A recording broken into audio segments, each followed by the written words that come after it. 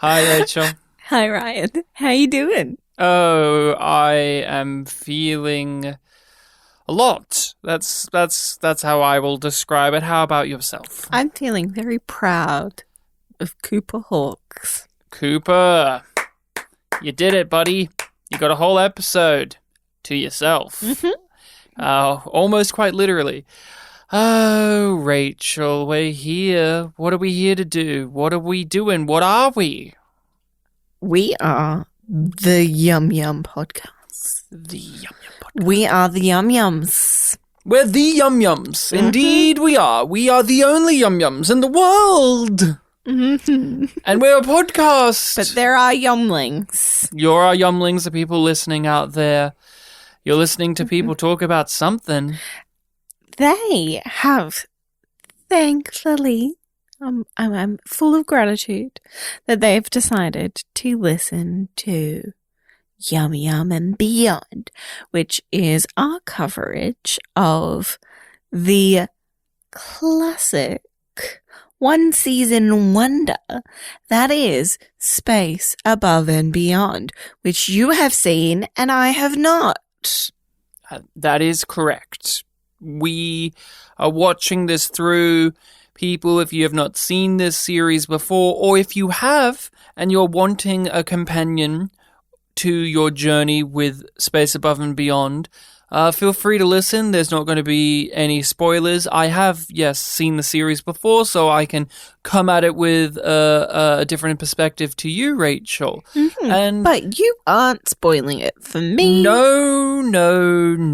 But we look at this from a similar way of being, which is the Yum Yum way, because in Star Trek Discovery, a character said Yum Yum one time, and we carried that with us forever in our soul, our heart, and our mind, and we bring it up all the time because it's annoying and funny to do, for people to tune in to a Space Above and Beyond podcast and be reminded that Yum Yum is a thing that exists in modern television writing. But hey, there is no Yum Yum moment in this episode because nobody speaks to give us one. So there you go. No one really speaks, I should say. But some people do bring some YYE, some Yum Yum energy. My candidate is the Chig that had its head cut off by Cooper Hawkes. He would have said, or she, they or other, would have said Yum Yum if they spoke English. But they do not speak English, so how unfortunate for them. I was going to go with the monitor that is killed by Hawks. Well, we'll get there. What episode of Space Above and Beyond are we looking at on this one, Rachel? Who monitors the birds? Who monitors the birds? Wounded and all alone in enemy territory, Hawks struggles to stay alive as he recalls his past in vitro education and how he was scheduled for termination because he asked too many questions. Right. So my history with this one is this is the best episode of Space Above and Beyond. That's my history. I think this is the best one. Many people do. When I was going over this series, this is one that definitely stood out because of its presentation and its absolute dedication to its themes and to the character and the overall mood. When finishing it all those years ago for that first time, I was startled at the lack of dialogue. I finished it and I said to myself, there's not really much talking in that one. And then I kind of shrugged it off and went, that was a little interesting. I didn't really appreciate that element in full until another watching of it.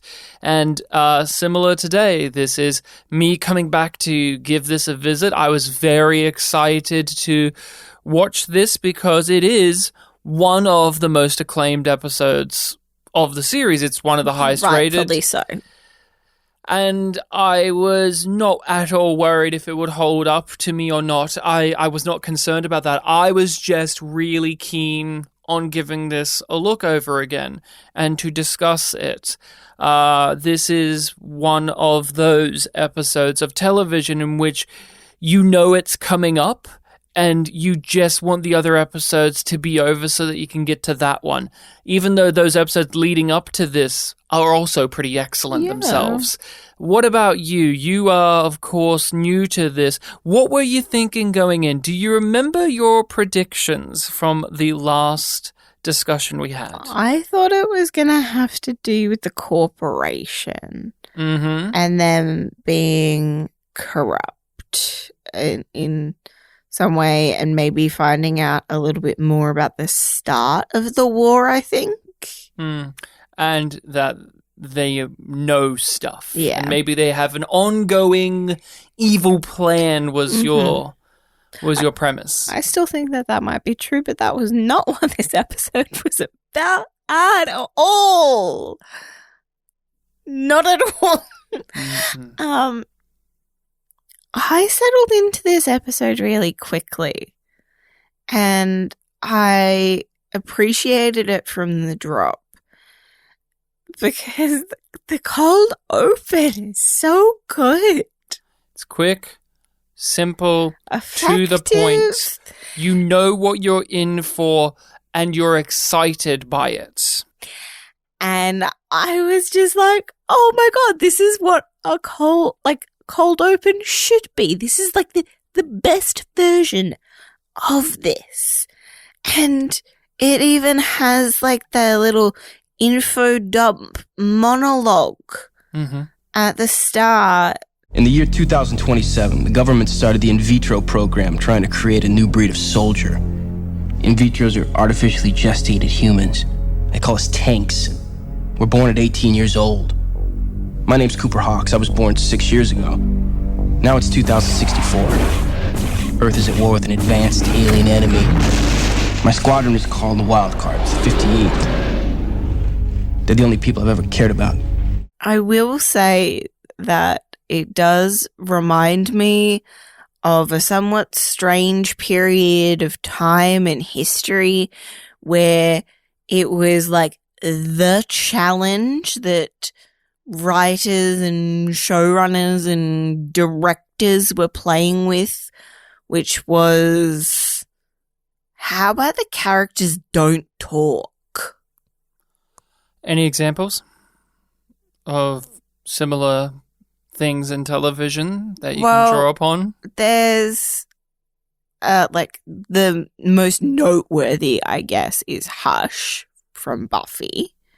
Pretty sure that's what it's called, where like there's a demon that steals their voices, and pretty much the whole episode they can't talk. Yeah. That is the highest rated episode of Buffy on IMDb as well. That is the top episode. Yeah, and there's episodes that do it but don't commit as much as Hush or this do. I'm pretty sure there's an episode of Bones where they play around with that.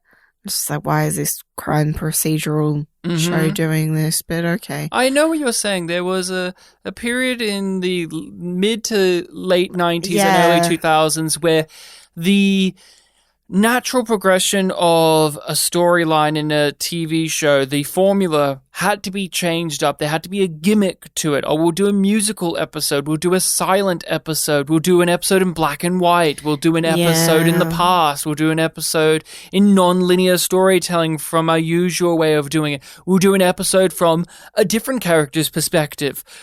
We have that played around with in TV all the time. Now, I'm sure that you may already know this because I have brought this up in discussions in our life before we recorded our thoughts and sit-downs of Space Above and Beyond. But Joss Whedon himself watched Space Above and Beyond and saw this episode and thought, oh, I could do that on my show, but better. And that was the attitude. He likes Space Above and Beyond, he was impressed by the fact that they were just doing this. And if we want to draw the parallels between the two, now, I'm not as big a fan of Buffy, so take this with a grain of salt, but I think Space Above and Beyond does the gimmick of no dialogue better, because in the show, there is no gimmick propelling it. It is the writers themselves are telling the story without the need of dialogue, because perhaps it is not required. In Buffy, in the universe of the show, it is a monster has stolen their voices, and it's a gimmick, and we have to see characters grapple and work without their voice, without the ability to speak and make noises.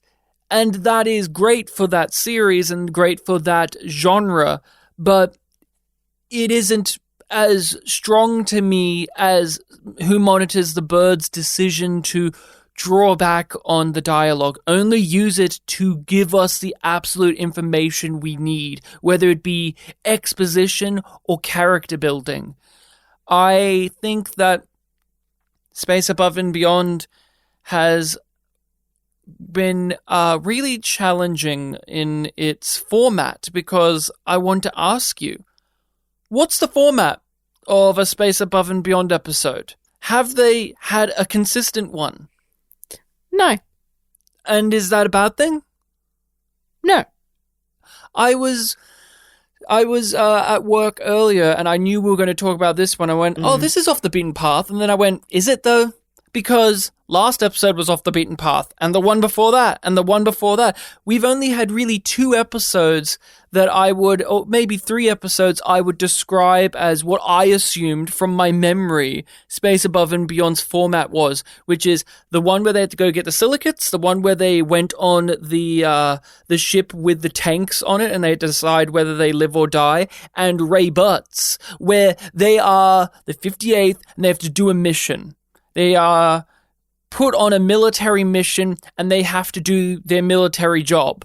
Every other episode has had that be there minorly, while some other new interesting plot line is happening, whether it is political espionage and eyes, or it is the prisoner of war story of Choice or Chance, or so on and so forth, as we've discussed in these previous episodes. And here we are with Who Monitors the Birds, a simple story, but one that is being told in a way where it elevates it to being one of the best episodes of the series. We have been saying, and I want to get your takes on this, because this has almost been a little bit of foreshadowing, a little bit of build-up on our discussions, that this series has been getting better because it has been leaning into show, don't tell. Yes. And here, it's episode a pinnacle. Is 100% that. It is as close as one could get in the TV format of show, don't tell. Mm-hmm. What did you think when it came to that? Because that has been a talking point for us. I didn't think about it during the episode, because I was so engaged and enveloped in the story that I didn't think about it. I was just in it. And then afterwards, and I guess I did think about it occasionally when we got the fade to black where the ad breaks would be. And I was thinking about it critically and going, they are doing this seamlessly. The way that they set up the flashbacks and flash forwards, like jumping in time between the present, the recent past, and the distant past, and the way that the dialogue goes away over time. Because there is more dialogue in the first half than the second half. It gets to the point where it's just all gone. And it does it in a way where it's so gentle. You're not like, they haven't talked in a while. Oh, I wonder when somebody's going to talk. It's like, no, I'm in this. Yeah. And this is what is happening. And it just feels like this is the right way to tell this story. It matters that it's not told with words in so many different ways. And there's so much more to appreciate about this episode because of those choices that they made to show, not tell. And it's just further elevates Cooper as a character as well. Like, it's not just, oh, we're doing a fancy episode and this is the gimmick of the week. Well, I wanted to just say that there is an interesting push and pull here for myself. Now, there is a commentary track for this episode. I did not get a chance to listen to it before we sat down to talk, so this may be counted, but from just sitting down and looking at it, there's a push and pull where what I really like is there is no ego here, no cockiness. In a lot of these special type of episodes, as we've gone through this is our Emmy push. No, not even that. This is just our wacky, like, look, this episode is in black and white or musical or silent, and on and on we go, or very action heavy, or a parody or homage to this style of thing. There's a plethora of those in television. There's usually, if not all of the time, an air of cockiness to it. Think of Community, for example, when they did their paintball episodes. They would always present them like, yeah, look at us.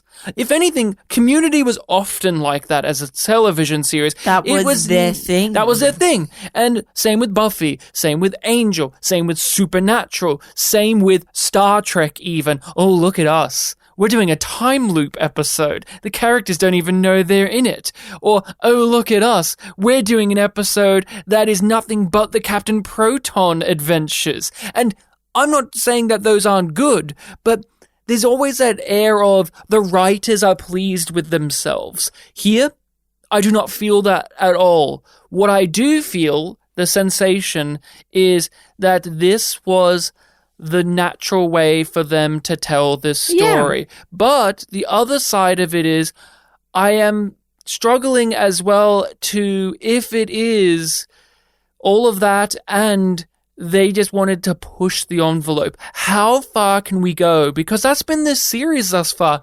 How far can we go with the continuity? How far can we go with the big storytelling? How far can we go with the show's tone?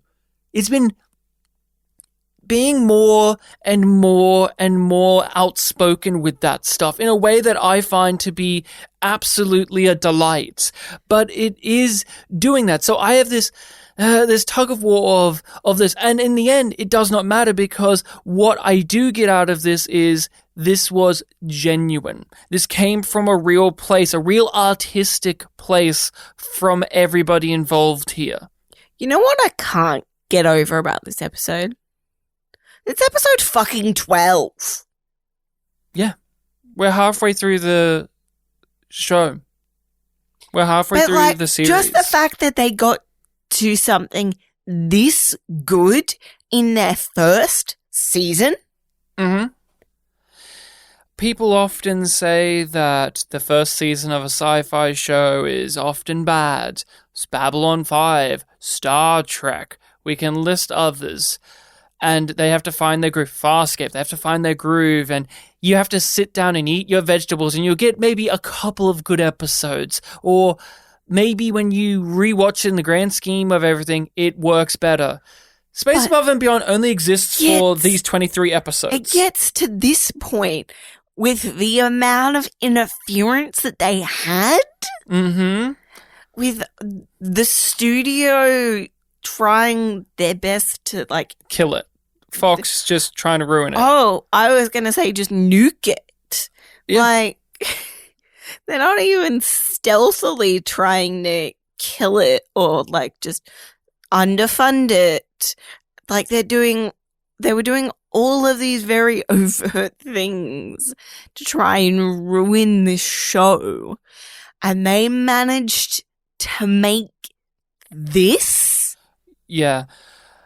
I look at this, and to me, this is still the best episode we've watched thus far. And there are other episodes within this season that people also consider the best, so just have that in mind. But when you are looking at something that is not finished, that was stopped from being, and you see their great ones, it often raises that, why did they cancel this? Why did they stop this?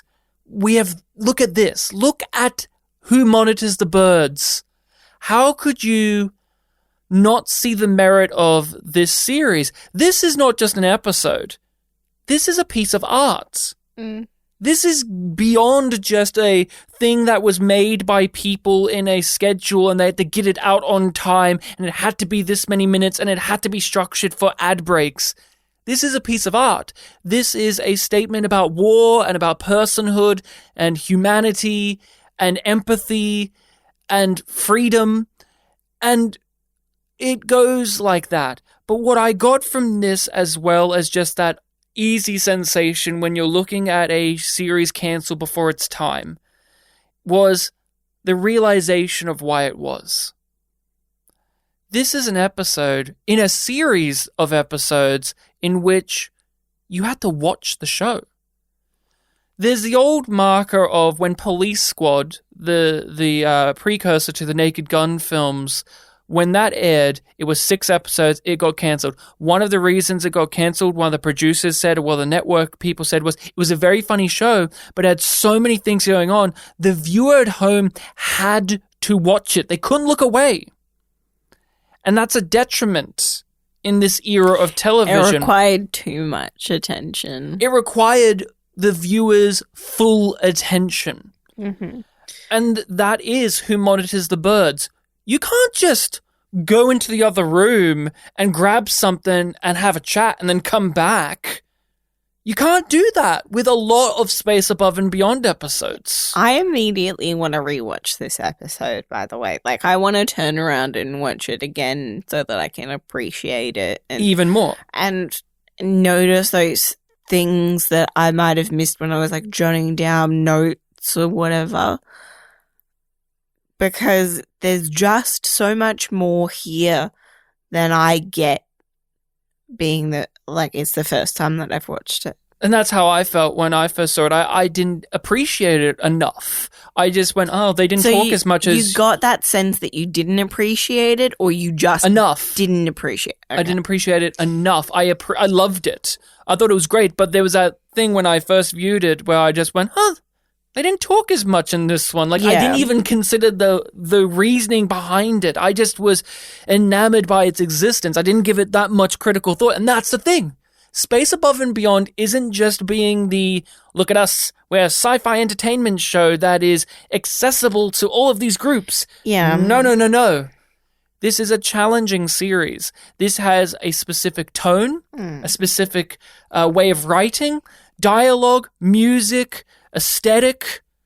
This is having a specific theme in mind, and you have to be on its wavelength. It isn't trying to cater to anybody or everybody. Not specifically. It is being itself. This is a series that is the embodiment of, this is ripped from the mind of somebody. Yeah. And this episode is a perfect example of that. This is from the mind of two people who had a real... something within them that brought this out, and we have to sit here and look at it directly for the full runtime and not get distracted. Yeah. And that can be quite difficult to do. I will say that I come at it slightly differently. Like you're saying, this feels like it's been ripped from the mind of these two creators. But more and more, I feel like so many amazing fucking series, they have a question that's at the center of the show.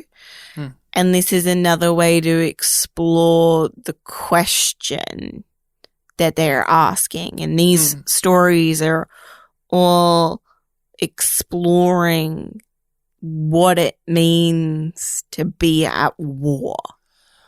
I also was looking at it, and the last few episodes have really cemented this. War is a big part, but I look at it as an exploration of what it is to be a human. Yeah, but so much of it is around humanity and conflict. Yes. That I feel like it's like, how do you be human during times of war is a very important question that these episodes keep on asking, because it leads to those discussions and explorations of faith that we've been having more recently as well. Like, I'm thinking back to the West episode? To the West-centered episode. Stay with the Dead.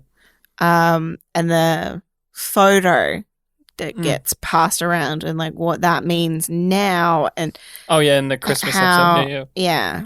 Mm-hmm. Yeah.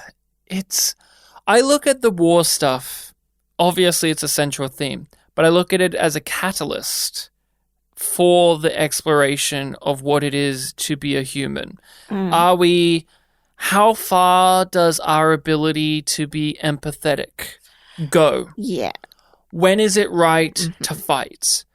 When is it right to sacrifice? Yeah. And on we can go with all of these things that we have seen. I understand that. I think I just don't go quite that step up to it just being about humanity, because to me it's what is humanity and what can humanity be during these times of conflict. Yeah. Because it's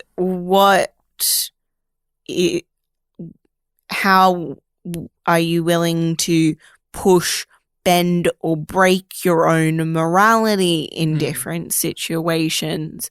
What is acceptable now? And can you just go, well, it's war, anything's acceptable? And like, who's playing by what rules? And are the people in the corporation held to the same level of accountability as these Marines? I want to also just clarify, when I say human, I don't mean humanity as a whole, just on the individual, because who monitors the birds really delves into that with the title itself. Who monitors the birds, and we'll get to that running thing in a little bit. Let's just go a bit more into the weeds of the episode. We are thrown into a conflict as is the usual, but we immediately know something's different from the fact that there's only two people. One of them is clearly Hawks, the other is somebody we don't know, and the minimal amount of dialogue and noise. Even though there's gunshots, it isn't as explosive of a conflict as we've been thrown into in other ones. It's a type of planet that we haven't really seen either. Like, they're rising out of the water in this scuba gear, and it's just like, this is not our typical Marine get-up, and then they're in these, like, the suits with the netting. Yeah. And it feels much more, I want to say that it feels much more military. But there is, like, there's a certain air to this. It feels much more like a covert operation than a lot of the other episodes do, because it's not the whole squadron. It's not all of the 58. It's just our one wild card and some dude that we don't fucking know yet. Is the difference as well factored into this is one of, if not the only time in the series thus far where when we are thrown into a conflict, it isn't our characters getting their ass handed to them. Because when we cut to this, it is, oh no, a bunch of them got killed, or the Saratoga's getting attacked, but we managed to scrape by this time. Yes, the cold open does end with one of them dying and the other one being injured, and where do we go from here? But we have the upper hand. When I say we, I mean our crew of characters in this episode have the upper hand. They assassinate the target, and off they go. I think that does weigh into this a little bit of it being different in its draw. And again, we go through this and you feel the lack of sound in a way that is very moving. There's music in the isolation that comes from the lack of dialogue and the way that they use sound and score to bolster it. And it feels like a whole world, because there have been points in Space Above and Beyond where it feels hollow, like their production doesn't quite hit the nail on the head, and it's just like, oh, that looks like a fucking set. Oh, they've mixed that a little bit too high, or oh, here comes this kind of music. And they don't fail in that way here.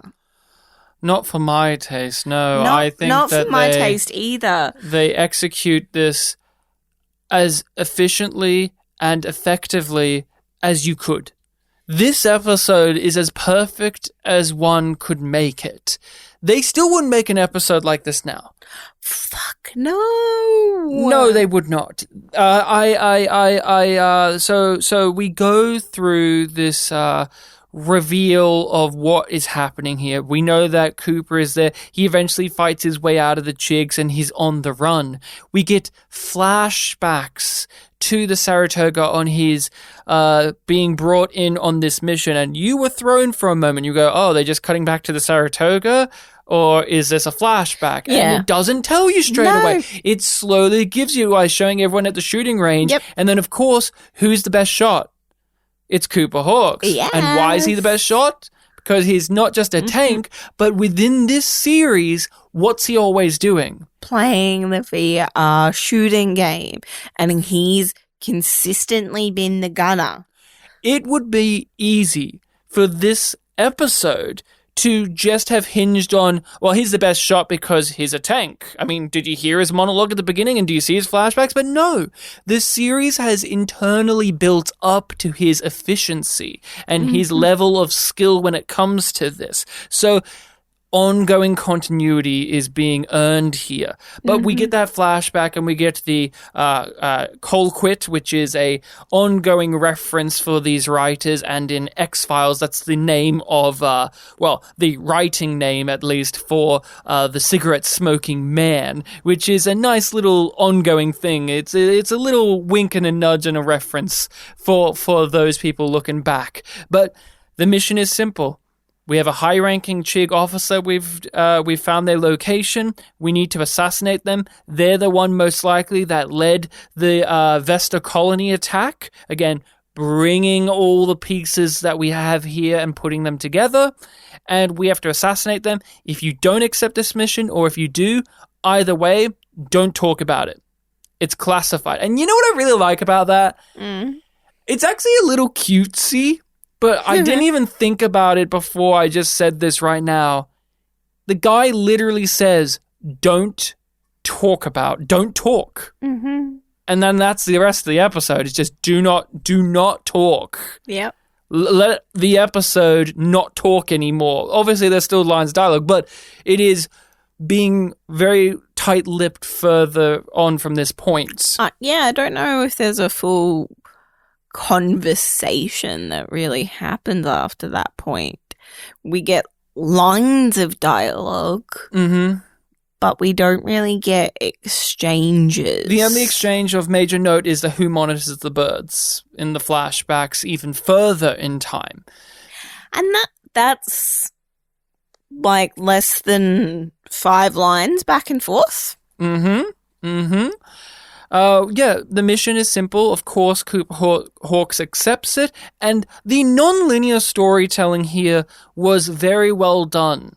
Very well constructed. It never felt like took it away. happened when it needed to happen, not because they wanted to do this thing here, or they had this idea, or, oh, you know what, we're at this point in the episode structure, so we need this kind of thing to happen. It was so natural in its progression of the flashbacks. Like, the first one did throw me off because I was like, oh, well, obviously we're gonna have something else. Like, There's got to be a B plot. Yeah, it's not just gonna stay on the planet. It's not just gonna silence for the whole thing, and it can't just stay on Cooper. It's got to bring in the other 58th. They've got to help save him, of course, right? Yeah. Because that's what you think. You go, oh, it's cutting to them. They're going to find out that he's stuck down there, and they're going to have an A-B plot where one saves him. No. This is a Cooper episode. It is a Cooper episode. But I knew on the level of they aren't going to just show this mission from start to end for 40 minutes in silence. Because that wouldn't be interesting. It's more interesting because we get these other pieces that change our understanding of how Cooper is experiencing this in the moment. I want to also touch upon, if I may, which I can because I'm a host, that this has an old-fashioned feel to it as well that isn't intrusive. So when you look at it, you have the classic, what would be a World War II movie or serial setup. The more distinguished higher up with the mustache is offering this man an honorable discharge if you do this one mission. And of course, no one else can know about it, you see. And we're taking down this high-ranking guy. And then, oh no, now the bad boy guy is the only one left, and he has to fend for himself and make it home. And there is that little air, even with the flashbacks of Cooper Hawk's time in vitro training, of that World War II-ian USA style propaganda that they have. There's that air. There's that overall presentation of what would be something that you would have seen back in television in the 50s or little shorts or full feature films in the 40s. But unlike in previous episodes, say the pilot, where it was overtly doing that with all the Nathan West stuff. Yeah. Here, it is there, but it isn't destroying the integrity of the story. It is in fact bolstering it. It is giving it a context. It is giving it a genre pastiche that we, the audience, understand, but it isn't dragging our noses through the mud about it. Like, did you even consider any of this before I'm mentioning it? Was that something even at the forefront of your brain? Because really, until I started talking about it, it kind of wasn't there for me until I started thinking about, well, I would have seen this be presented in one of these old things in a much more hello. Yeah. I did kind of have that floating in the back of my brain. Like that thought sort of popped up when the slideshow did. And then and America thanks you. Loves you. America loves you, and you need to protect America from these threats. And they were all scary threats. Yeah, it's like terrorism, terrorists, silicates, and dissonance, wasn't it? Descenders, I believe. Yeah. Something or other of that variety. And it's just like those labels, like, except for subversives.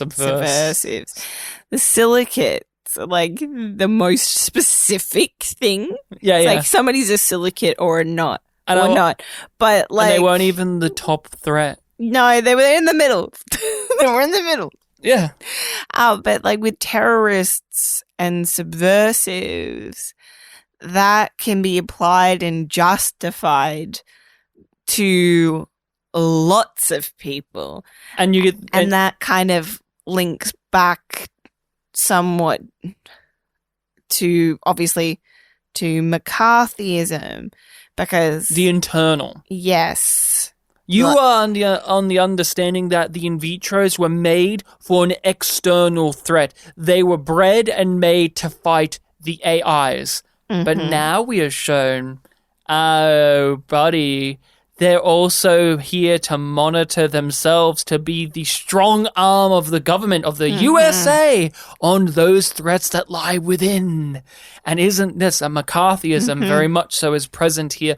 But that was something that I really liked about this episode is, yes, it has the gimmick. Yes, if you break it down, the story is a guy running around, getting exploded, and killing chicks until the episode ends. I can't believe how fucking good this episode is. But again, it's in that presentation. And a part of that presentation is grounding it in the trappings of a genre and those trappings and seeing why they worked and using some of them in that way of disarming the audience. Because there's certain things that it does where you're like, oh, that's a trope thing, and then they do a little bit of a spin on it, or they're presenting it in a slightly different way, so it engages you even more because it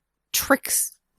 It plays with your expectations in different ways, and all of it pretty much without dialogue.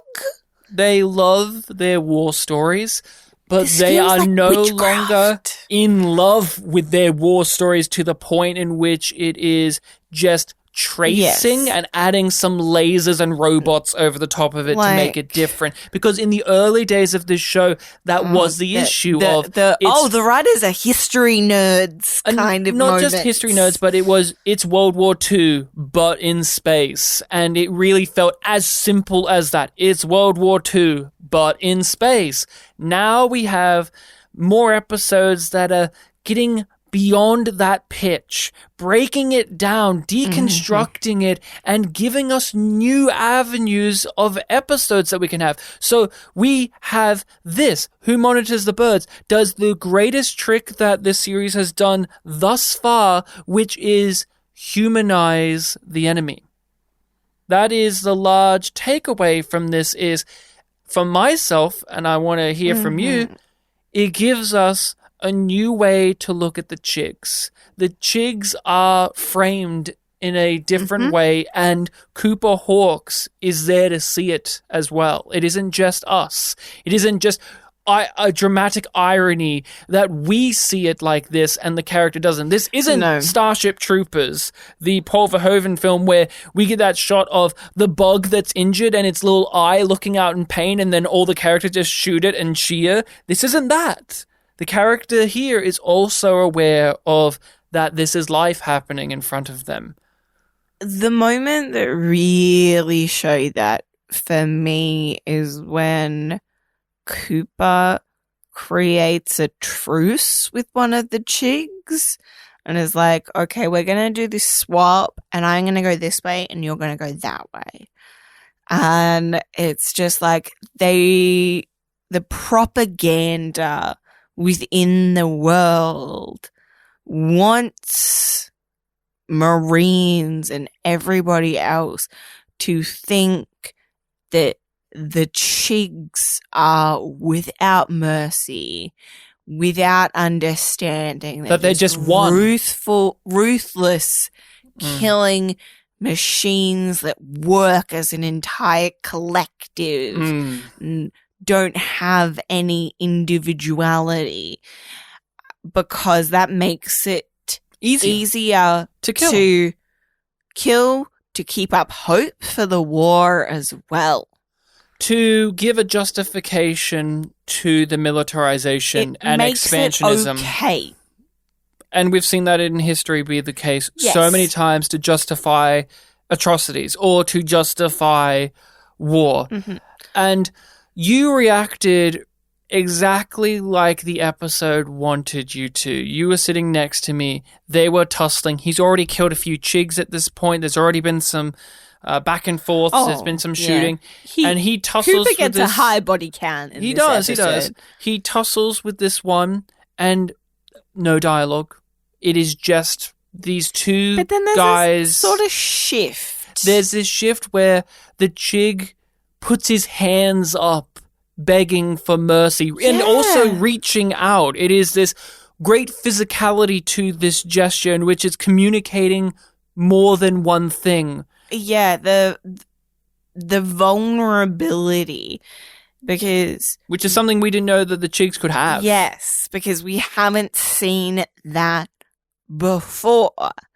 We've only see them be like Soulless, scary monsters in their big mecha suit things, walk lumbering around and killing and cutting people's hearts out and taking their eyes. That's what we've got. Mm-hmm. That's what we've got. Oh, That, and they let you live on Christmas. We've had that too. I mean, this isn't the first time that we've been given the idea that they have more to them going on. Yeah, that ship. But to actually see one physically right there, leaning forward, reaching out his hands in a way of saying, please don't hurt me, is very moving. Yeah, and like we knew that those actions of the chigs on the ship were compassionate. But seeing this one-on-one vulnerable interaction where the chig has something to lose very tangibly. Like, whereas the chigs on the ship, they had the upper hand and they gave that away. They were at a distance as well. This is right up in front of us. We're here seeing it up close. So it gives us a connection to this faceless alien. And you reacted with surprise. I was like, you were sitting there going, wait, what are they doing? I was like, wait, why is he not killing him? Why is he not killing the chig? He kills chigs. That's what he does. You were still confused when Cooper had accepted what we know to be their family photos. That's the thing on their chest. Remember, that's what it is. Yeah. You were confused, like, still. And then when Cooper offered something in return, and you were like, oh, and you had this look on your face of, why are they doing this? They don't have to do this. They could have just written it that kills them and moves on, which has been the pattern so far. But it doesn't. And I want to bring up something a little bit less good about this episode. Well, what? What? It makes me extra sad that the show was cancelled. That's what I was touching upon before, but you know why. When you see an episode like this, you know why it got cancelled. You know why people didn't tune into this.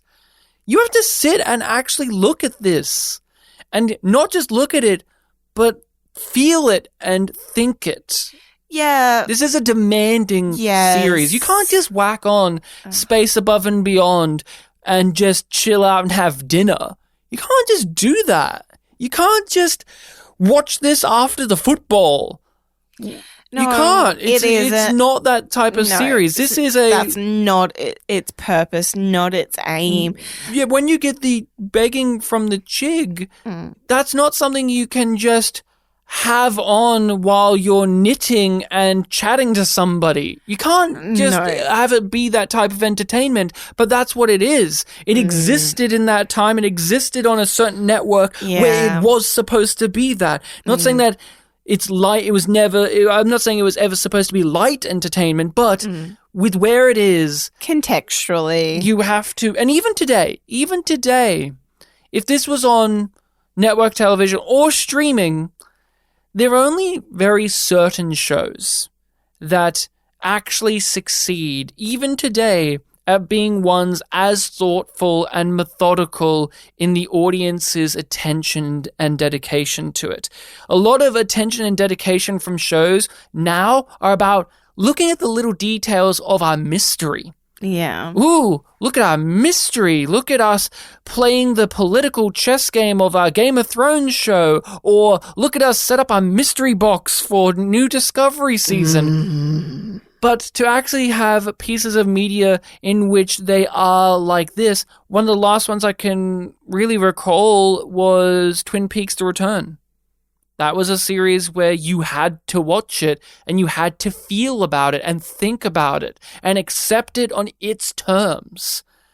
I also think that, like with the original Twin Peaks, that didn't last. That had to go away because it had gotten rid of its hook, the mystery.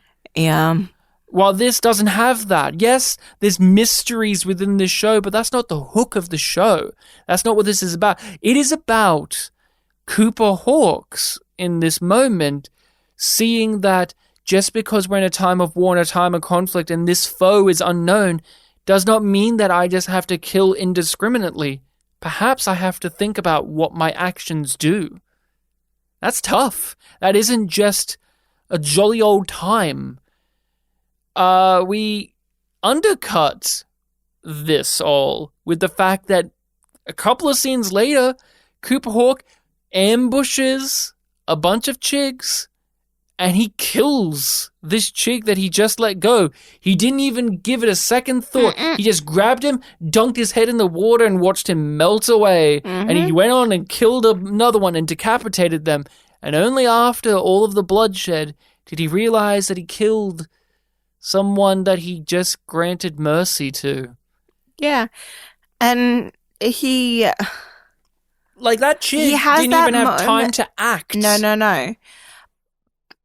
But there's so much shown in Cooper's reaction of sort of this process. This is the way that I sort of tracked his thoughts in that scene, and I want to see if you feel a similar way of being like, oh, fuck, I messed up, but I can't regret it. I have to move on.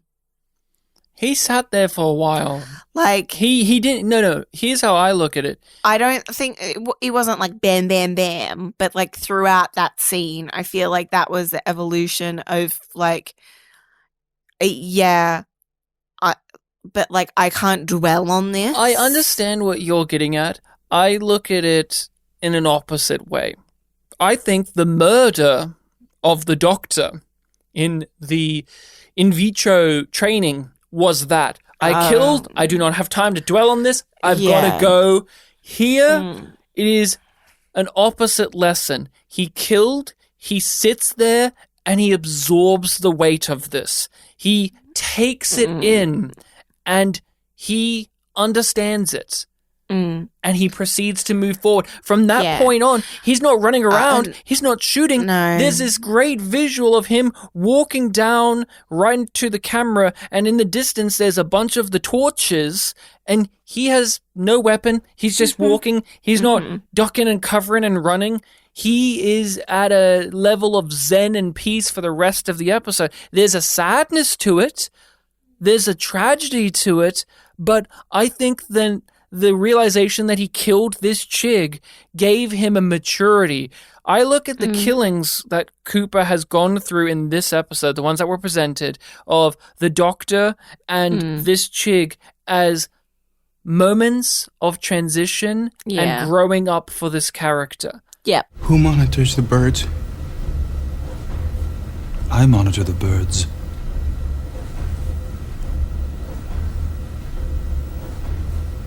Who monitors you? The detail and the atmosphere that is created in those flashbacks of the in vitro education facility is amazing. It is evoking and riffing on so many things, but it's very much within the genre of sci-fi and real life playing propaganda with these things. Yes, real life indoctrination, real life hypnotizing and entrapment. What I really think, though, is what makes this go beyond just being eye-rolling, because sometimes you look at these things and you roll your eyes a little because it's so on the nose. Space Above and Beyond has been guilty of that. You know what they're doing. It's like Babylon 5, where Babylon 5 has the Night Watch, and you know what the Night Watch is with the armbands and everything, but there's this layer of separation between the real life and the fiction of the show that makes it work, where, yes, we get it, the McCarthyism and the World War II era propaganda to this, and the commentary on modern day back in the 90s of the other, the terrorist, the subversive, and how we must squash them. And America loves you, and how that's a scary thing, and that this is a series critiquing that. But there's enough of that separation where, to me, I don't roll my eyes, but rather it's instantaneous understanding of what we are here to do. We are here in this episode, in these flashbacks, to get the backstory of Cooper Hawks, to get answers to where he came from and the man that he killed, but more importantly, to give us not world building of this universe, but a greater understanding of our own world, how we operate as societies, as governments, as countries, as people. It's doing so much. It's doing so much. It's so good. I also just get a little bit of a kick out of propaganda stuff in television shows, and just how they make you laugh nervously and chuckle with a sinister grin of America loves you. And I'm just like, yes. Pull my collar as I remember the Iraq war propaganda that I grew up with. And I'm like, like, we both have a special place in our hearts for Starship Troopers, which you've already acknowledged, but also the movie musical Reefer Madness. And Babylon 5 again as well. That also does that psycho's your mother, psycho's your father. Trust the cycle. Yes. Oh, God, it's so good. What did you get from Cooper in the past and the present looking up into the sky at the birds? That is where the title comes from. Yeah. I saw it as that's the only thing that he gets to see of the outside world. So he can see that things exist outside of this world, that potentially these things have freedom. There's a construction of the outside and the other, and curiosity, which is dangerous within this, regimented system. The fact that he is interested in that, and that leads him to answering the question, and he's not just sitting there silently with his hands on the table. Even before that, we get this sense that Cooper functions a little bit differently.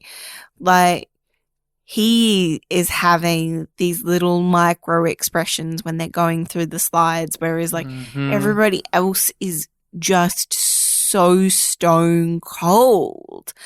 And then when like they switch to, it was after the slide, which I fucking love the slides. I want to see the whole slideshow, by the way. Slideshow was very well done. I enjoyed it very much. The 687 methods of killing a human body. Yeah. And then it shows like the slide of the hands, the palm, and then he looks at his palm. Mm-hmm. And we get the sense that nobody else is doing that. They're just taking the slide. Yeah. They are just there for the lecture. They are receiving the information that's going in, and they will use it when they need to. But Cooper's observant. But it's... And curious. Those things are true, but that's not what I was going to point out. Cooper sees himself as a person. That is what I get. The looking at the birds. That's the ultimate thing that makes him dangerous. Yeah. Oh, yeah. And defective. And they will have him erased. I look at the monitoring of who monitors the birds, him looking at the birds, and the Chig looking at the birds as a sign of free will and autonomy and personhood, individuality. Mm-hmm. He exists in a framework in his past of people. The tanks are a tool. They are a function. If you do not work, you are defective, and we destroy you, and we get another one. Yep. You are lesser than... erased. You no longer exist. Mm-hmm. And nobody cares about you. You are the other. You are just a means to an end for us. And the Chigs have been framed via the humans and Cooper Hawks as the same. They are the other. They are just this force. They are just this inhuman thing. And yet he sees a Chig look up at a bird and marvel at it and appreciate it and is curious about it. And that's just something like that he is. can understand. Cooper knows what that's like. So he has this moment of realizing that they do have shared experiences in some way, shape, or form. Mm-hmm. And that undermines the party line of the Chigs aren't human in any way. In this medium, which is science fiction television, shows that we've covered new and old rely on dialogue very much to communicate what we've just gone through. Yeah. Here, it is an alien in a full suit of armor and a guy looking up in the sky and tilting their head. That is what is communicated. That. Not a big monologue, not a soliloquy, not a funny interaction or a poignant one or a character crying. Narration. Or narration. Oh, can you imagine if Fox made them put in narration over this? It is very much the lighter touch. And we've been getting a lot of that in Space Above and Beyond. Yes, there's been speeches. Yes, there's been monologues. Yes, there's been conversations. But the most emotional stuff, the most poignant stuff, the things that give us the themes and the metaphors and the motifs that have lingered with us, that have been effective, are often the visual components rather than the dialogue. Dialogue is not the story. No. It should help serve the story. And in science fiction television, they can forget that because it's talky. You know what? If dialogue is your story, it should probably be a short story, not an episode of TV. You need to have very, very compelling dialogue if that's the case. Like, it belongs in a different format. if it doesn't use the tools that you have at your disposal, then look at it, placing it in a different format. This needs to be an episode of television because of its structure, because of the editing, because of the story, because of the way that they want to tell this story, because of who this story is about. All of this means that it makes sense, relies on, and builds from the fact that it's an episode of TV. The ending of this is Cooper Hawks looking at his honorable discharge. He can use this now. If he keeps this, he is now free. He is no longer forced to be a Marine. But what he does is he tears it up into little pieces and throws it away. Because they have been bringing up a lot. They have been bringing up in the last couple of episodes how Cooper, you didn't choose to be here. Cooper didn't You're choose different. this. Like, West you're is lesser different. than. You're different, Cooper. Like, West chose this to try and find Kylan. You were sentenced to this. Yeah. And now, after West has changed and he's there for them and for his own reasons, not just for Kylan, we see that with Cooper. Now, everybody in the 58th is there because they choose to be there. And these people that they've worked with, they've come such a long way since they grabbed each other's butts in the pilot. Now they really are interconnected in such an extremely deep and profound way. All of them are changed and have evolved so much. In Breaking Bad, there's a moment early on in the show when Walter White, he has his cancer and he's trying to earn the money.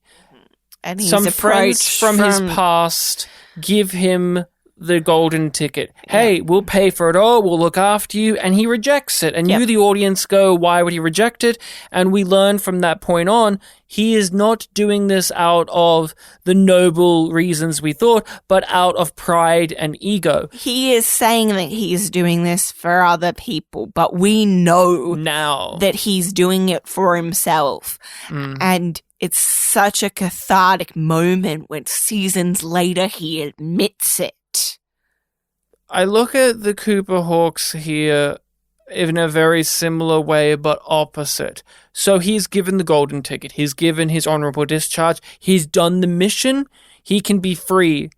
And he declines it. He refuses it. But unlike, say, Walter White, where it shows us it's a sign of ego and or stupidity or arrogance, it's the opposite. It shows us that he's at a wiser place, that he has a purpose, he has a drive, and that he is choosing this. This is no longer something that he has been forced into. No. This is something that he wants to be a part of. And it will make us look at Cooper Hawks as a character differently going forward. There is a part that I do want to go back to because, like, that him tearing up that honorable discharge means so much. But along the way, we have this creature that is tempting him, but also guiding him, that he is envisioning onto this landscape. And it adds so much because, like, they set it up at the start that he's got this head wound because he was shot in the motherfucking head. He was shot in the head. He was shot in the head. In the brain. He's bleeding a lot in this too. He is. There's moments where he's fainted or passed out. And that comes back, it continues to matter. And then he sees this woman on the sort of rock face up ahead. Could you tell who it was? No, not from that. Okay. How long did it take you? Longer than it should have. Because it's Vanson. Yeah, because I was too focused on the red eyes and the blue cracked lips that I didn't even... Pale white skin. What do you get from this? What is your interpretation of what this vision of Vanson is? What is your read on it? I have a read, but I'm curious to hear what yours is. I don't know. Like, it makes sense to me that it is Vanson, and we've discussed that weird sort of almost Oedipus-y complex that he has with Vanson of her being a authority figure and almost like a parent, but he very much sexualizes her as well. So it's like she's this guiding force and helping him, but also being a sexual temptress and a distraction, to the point when, like, she's kissing him and he's, like, flailing, trying to get her off him.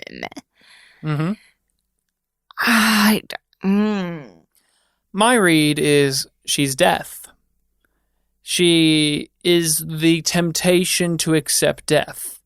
And that death is also a driving factor for Cooper. And out of all of the characters... Until we meet again. And you bring up how he thinks about Vanson. All valid, all true, and I read that into it as well. But out of the other members of the 58th, who is embodied by death? Vanson. That is her drive. That is her backstory. That is her trauma, is death. Yeah. And Cooper relates to that himself. And so for me, I look at this as death being a temptress and a motivator. Yes. And that's how I read it. And I thought it was relatively well done. At first, you don't know. You go, okay, is this some alien? Is this some trick? What's going on? Is he going crazy? Yeah. But it is the episode being metaphorical and artistic in its approach, which we aren't as used to. No. They've been getting there, but this is, they've just dived into the pool and we just have to accept it. Until we meet again. This is a Yum Yum. It's a Yum Yum. Yum Yum. But is this your favorite episode thus far? Where does this fall for you? Because the last 3 or 4, we've been going, no, this is the best. No, this is the best. No, this one. Yeah. For very different reasons as well. Yeah, it's one of the best. I think it's my new favorite. So I really, really do love Choice or Chance. You love the Christmas episode. I do really love that one.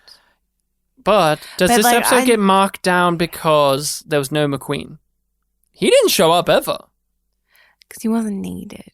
And if anything, that gives it points because it didn't cram him in because he's so fucking great. Just because he wasn't, like, walking around or sleeping in the bunks when Cooper's sneaking out. But we always praise McQueen. We always give episodes points because he's in it. This is the one where he's not in it. And it's one of the best episodes. Yes. It proves that the ensemble are good. Yeah. That we don't need him. The golden child character for us to make an episode work. Now, what are we going to be discussing next time, Rachel? What is episode 13? 13? 13. Okay, what's episode 13? Level of Necessity. Do you have any ideas of what that'll be? No.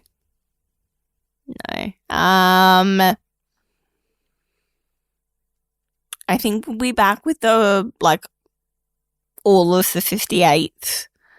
I don't think they'll go hard on a one character focus again. I think we'll get, like, the whole 58th on some sort of a mission, of course, as each episode does. I think we'll touch base with Denfu because it's been a little while. What do you think's happening with her? What do you think? What would be a Denfu plot? Just that. Just give me that. What would be a Denfu plot in this series? Because at the moment, she's the least developed. Mm-hmm. She is, which is why I'm hoping that they'll give her a little something to do. I don't remember. I don't know. Here's what I would do. And again, although I've seen this series, I don't remember all of the details. Something with the boyfriend? Because that's one of her character traits. Maybe he dies. Maybe he visits. I don't know. Yeah. Well, they've still not successfully gotten shore leave. Oh, maybe they get shore leave. I don't think they're ever going to get shore leave. No, we already know R&R exists as an episode. I've mentioned that in the past. Yeah, I don't think they'll ever get to go back to Earth and just visit their families and be chill, like... No, the war's ruined that, huh? Yeah. So you just at least go, it's going to be a Denfu episode, but you don't know what. No, I don't think it's going to be a Denfu episode. I think they're just going to give her a little bit of something, even if it is just there's tech problems, so she gets more dialogue. Okay. Because she's the expert in that field. I hope that there's stuff with Vanson. I would be intrigued to see what's going on with her internal world, especially after the Christmas episode. And how she's feeling about everything. Vanson's been very much a heavy supporting character. When I say heavy, I mean she's been very prominent and very good. And we haven't had them up in choice or chance. And I think that the writers got a lot out of that interaction. And I think that they might do something with them too. Yeah, might do something. Buddy cop episode where they solve a crime. Who stole Commodore Ross's chili sauce? That would be an awesome plot. I miss Commodore Ross in this episode too, actually. It would have been great just to have him have all the dialogue for some reason, because I love hearing Tucker Smallwood talk. Oh, yeah. But we can keep pitching around. But people, you can follow us on your social media of choice under YumYumPod or YumYumPodcast. If you want to contact us more directly and let us know what you think about this episode of Space Above and Beyond, you can email us over at yumyumpod@gmail.com. And if you want to hear our thoughts on the rest of Space Above and Beyond, they're already up on our Patreon. Yes, we have a Patreon where we make a lot of bonus content. We put up our discussion of Space Above and Beyond episodes for our patrons. So if you're a patron listening to this, you already know that. You're already listening to this. But if you're listening to it on the main feed, you can come on over to the Patreon, be a part of a group Discord, interact with other people, listen to all of our discussions on this series, as well as so much other stuff. So come on over to YumYumPodcast on Patreon. Rate and review us on whatever podcast hosting site allows it. It would be very much appreciated. We would like it very, very much. This was a magnificent episode of television, but it's missing something. How about if it was an episode called Who Monitors Pags, in which when Cooper looks up in the air, instead of seeing a bird, he sees a big image of his old friend Pags in the air. And then when we see the Chig, Rachel, when we see the Chig, it looks up in the air and sees the Chig version of Pags, but it's like just in a big suit still. Like there's no visual marker. It's just we know that it's their version of Pags. Oh my god. Here's to Pags.